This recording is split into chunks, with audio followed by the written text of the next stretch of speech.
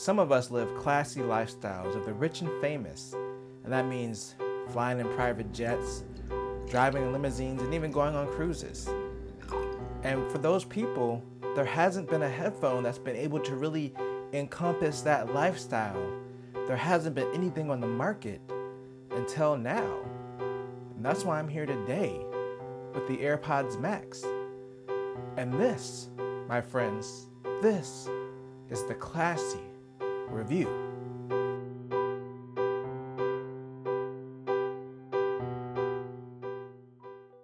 I'm Mike, and welcome to Mike Techs It Out. If you're new to the channel, this is where I do tech news, reviews, unboxings, and everything. And what am I reviewing today? The AirPods Max, which I've kind of had mixed feelings about, so I wanted to give it some time before I reviewed them.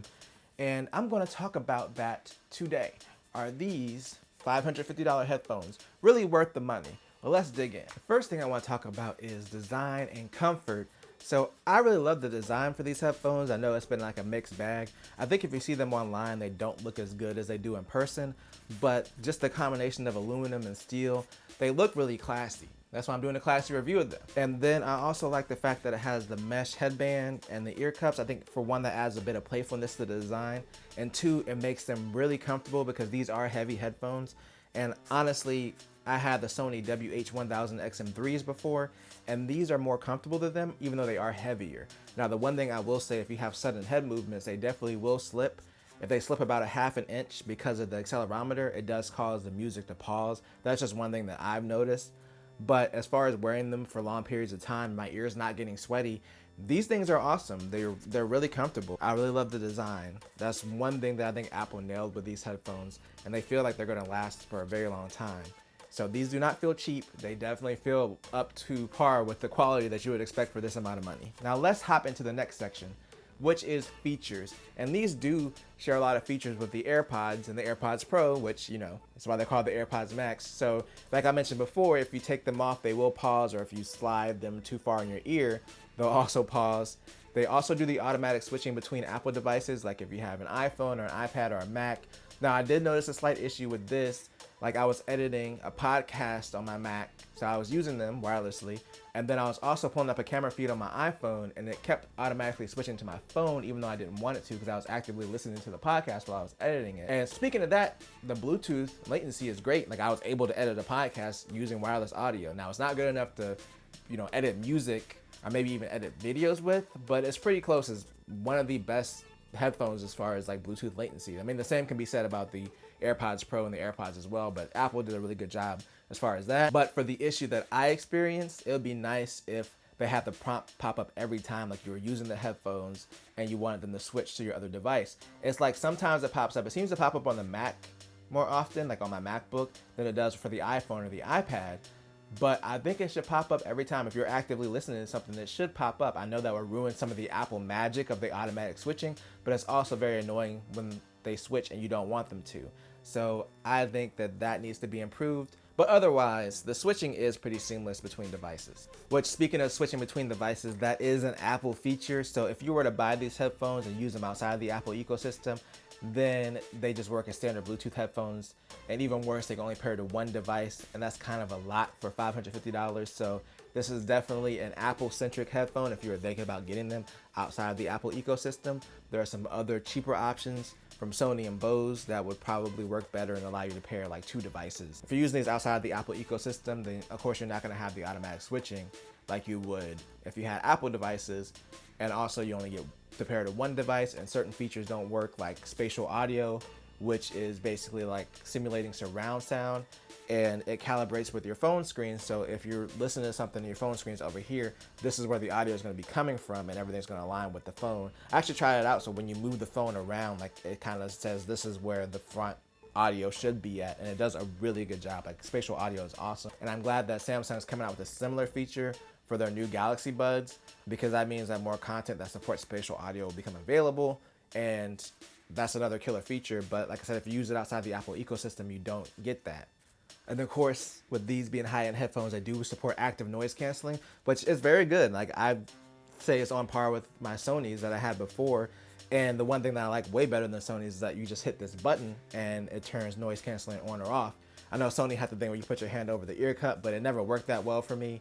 And this button is just so convenient, and you hit it and it's pretty much instant. And the ambient sound mode works really well. I was able to easily hear people. It sounded clear. It did sound a bit, you know, robotic. It sounded like it was coming through a microphone versus like hearing it in real life. But that's kind of the thing with every noise canceling headphone, but they're really good. One other killer feature is the fact that you can remove and replace these ear cups. Now, this is not a new feature to headphones at all, but I'm glad Apple included it. So you can buy a replacement pair for $80.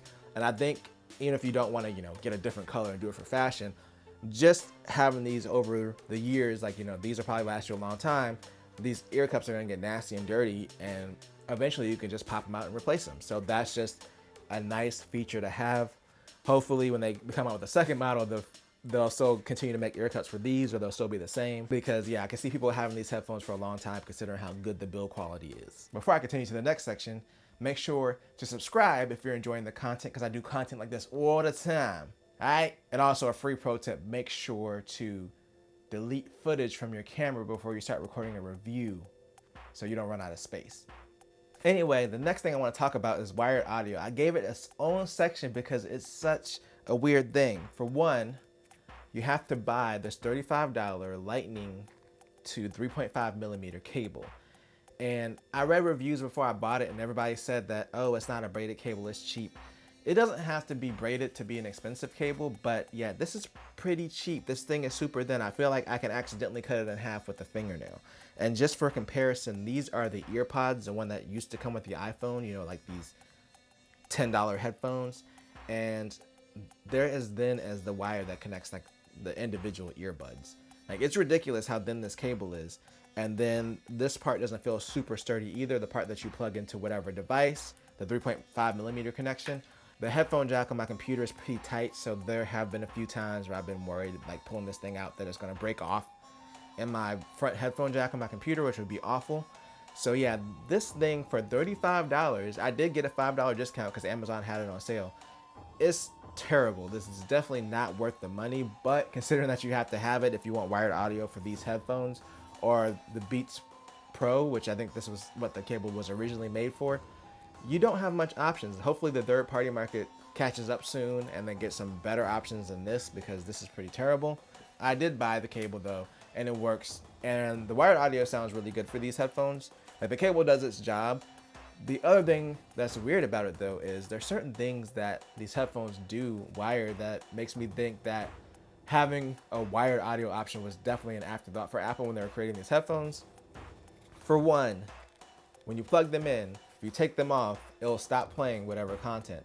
I mean, the content itself won't stop playing, but it just stops putting audio through the headphones. Kind of like it's pausing, but since it can't actually pause the thing, it just stops playing audio if you take the headphones off. So it still works similar to if they were wireless. And then two, the volume control still works. So when you put them on, the volume starts off pretty low, maybe around like 35%, and I always have to turn them all the way up in wired mode. Like every other headphone I've used, including Apple's own Beats products, I used to have Beats Studios, they don't do that when you plug them in over wired mode. They just work as like regular headphones, and you make your volume adjustment on whatever device is plugged into. So these are just weird things that I feel like Apple just didn't care about, because they were just like, oh, whatever, these are wireless headphones.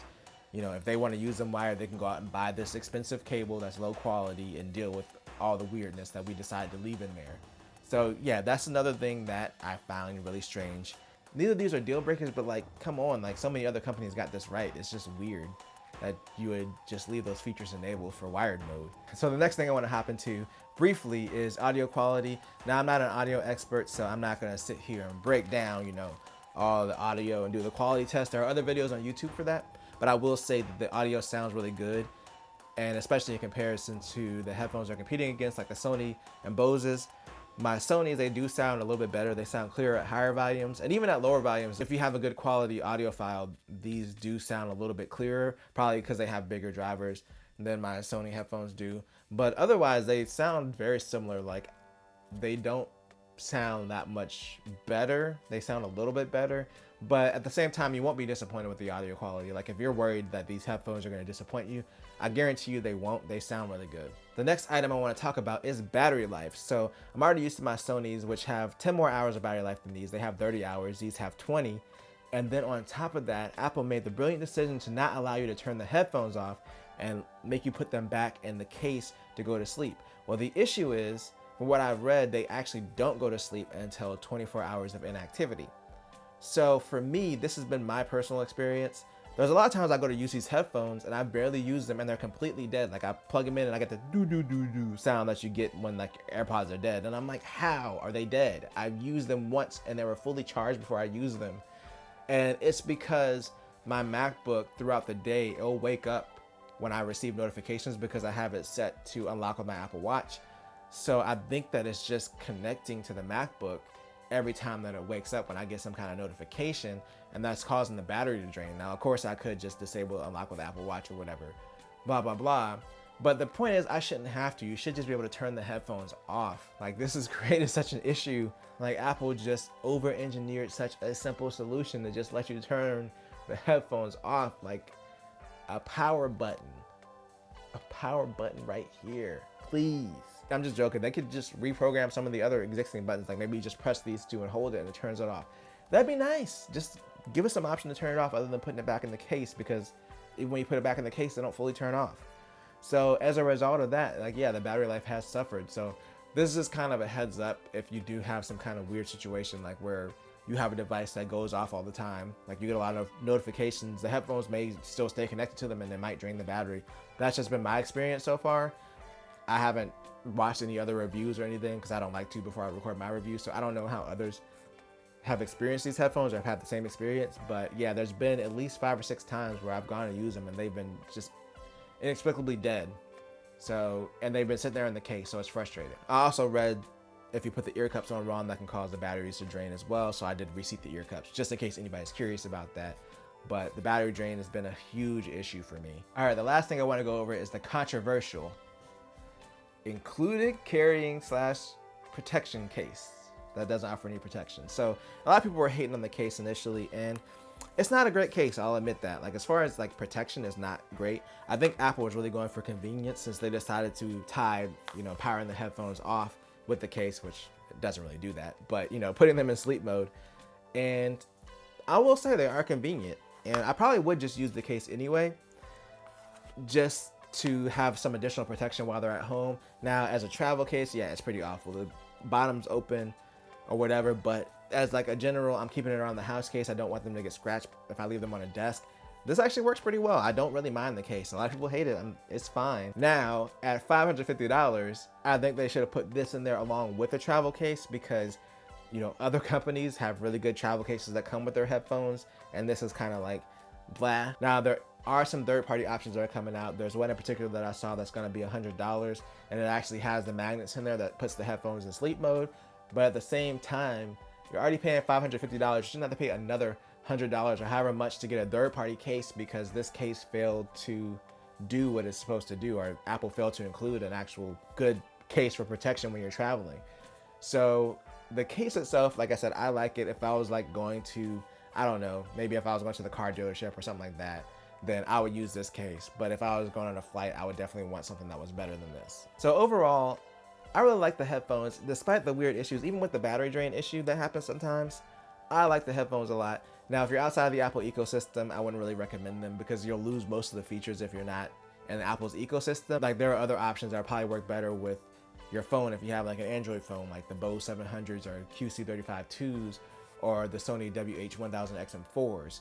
Those will probably be better choices and they're a lot cheaper than these. But if you're on the Apple ecosystem, these aren't terrible. But I will say it feels like they're kind of in beta just because some of the issues that I mentioned. And of course, the good thing is that they do get software upgrades over time, just like the AirPods. So hopefully these issues will be ironed out. But if you do decide to buy these $550 headphones, just be aware you might run into some weird quirks because this is a first generation product from Apple. It might take them a while to get some of these issues ironed out. But if you're going off of build quality, sound quality, and if you're in the Apple ecosystem, you have a lot of devices and you want some good over-the-ear headphones, these are still great despite everything that I mentioned. I really like them and I'm going to keep them. I actually did consider returning them because I was like, these don't sound that much better than my Sonys, and I don't know, but just because of how comfortable they are, they don't cause my head or ears to sweat. I really like them. Like that was a big thing for me. And they are convenient to use my Apple devices. And I mean, technically they function with my other stuff wired. Apple. But yeah, those are my feelings on the AirPods Max. And if you enjoyed this video, well, make sure to tell a friend, tell a coworker, like, share, and subscribe. And always do at least 2 things at the same time. Peace. This review is so classy. You see that ship at the beginning? You know how much it costs to rent? A lot of money. It wasn't a real ship.